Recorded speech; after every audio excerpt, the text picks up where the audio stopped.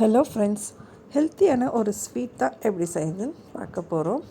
அதுக்கு 1/4 கப் அளவுக்கு பைத்தம்பருப்பு பாசிப்பருப்பு எடுத்து லைட்டாக வறுத்துக்கோங்க.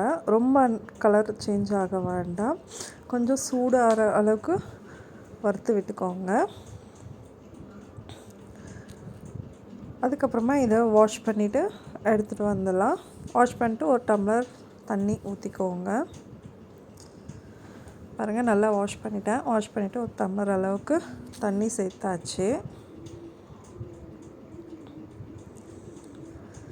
இதை நல்லா வேக வச்சு எடுத்துக்கோங்க. ரொம்பவும் குழஞ்சிடக்கூடாது. கொஞ்சம் பருப்பு தெரிகிற அளவுக்கு, கொஞ்சம் பருப்பு முழுசாக தெரியணும். ஆனால் நல்லா பஞ்சு போல் வெந்திருக்கோம் இல்லைங்களா, இலையிலே.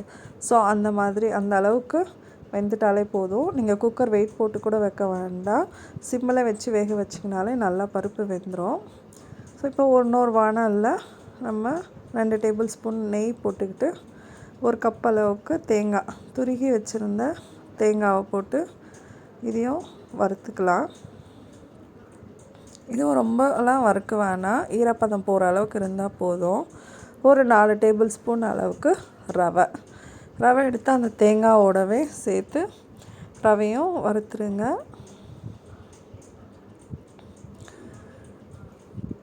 இப்போ இன்னொரு சைடில் நம்ம வெல்லம் தான் சேர்க்க போகிறோம் ஸ்வீட்க்கு. அதனால் வெல்லத்தை கரைச்சி எடுத்துக்கலாம். அதனால் ஸ்டவ்வில் வெல்லத்தை வச்சுருக்கேன் நான்.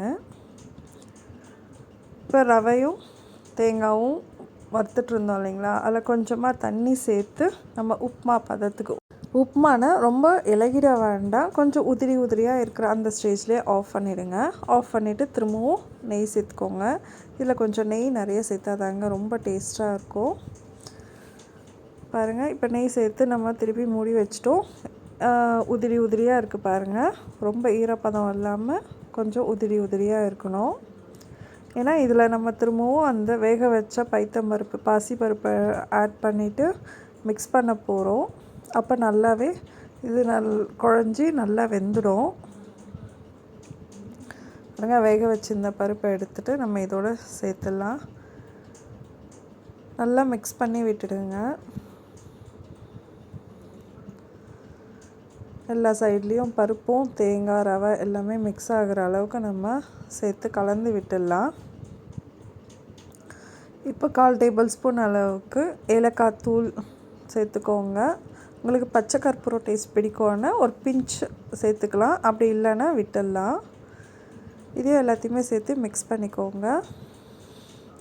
கொஞ்சம் தண்ணியாக தான் இருக்கும். இது மிக்ஸ் ஆக கெட்டி பதத்துக்கு வந்துடும். இப்போ வெல்லம் நல்லா கரைஞ்சிடுச்சு. இதை ஃபில்டர் பண்ணி ஊற்றிக்கோங்க. ஏன்னா இதில் சின்ன கல் டஸ்டெல்லாம் இருக்கும், அதனால் ஃபில்டர் பண்ணி நம்ம ஊற்றிடலாம். பாருங்கள், ரொம்ப தண்ணியாக இருக்க மாதிரி தான் தெரியும், ஆனால் அந்த சுண்டி வர அந்த திக்னஸ் வந்துடும். கடைசியாக ஒரு டேபிள் ஸ்பூன் அளவுக்கு நெய் போட்டு நம்ம க்ளோஸ் பண்ணி வச்சிடலாம், இல்லைன்னா மேலே தெளிக்க ஆரம்பிச்சிரும். இந்த சைஸில் உங்களுக்கு என்னென்ன ட்ரை ஃப்ரூட்ஸ் வேணுமோ நீங்கள் ஆட் பண்ணிக்கலாம். நான் வெறும் பாதாம் தான் சேர்த்துருக்கேன். இப்போ பாருங்கள், ஆஃப் பண்ணிட்டேன். ஆஃப் பண்ண உடனே ஆறிடுச்சுன்னா நமக்கு நல்லா திக்காக வந்துடும். பாருங்கள், எவ்வளோ தண்ணியாக இருந்துச்சு, இவ்வளோ திக்காக வந்துடுச்சு பாருங்கள். அவ்வளோதாங்க, ரொம்ப ஹெல்த்தியான ஸ்வீட் ரெசிபி ரெடி ஆகிடுச்சு. நீங்களும் ட்ரை பண்ணி பாருங்கள் ஃப்ரெண்ட்ஸ். தேங்க்யூ.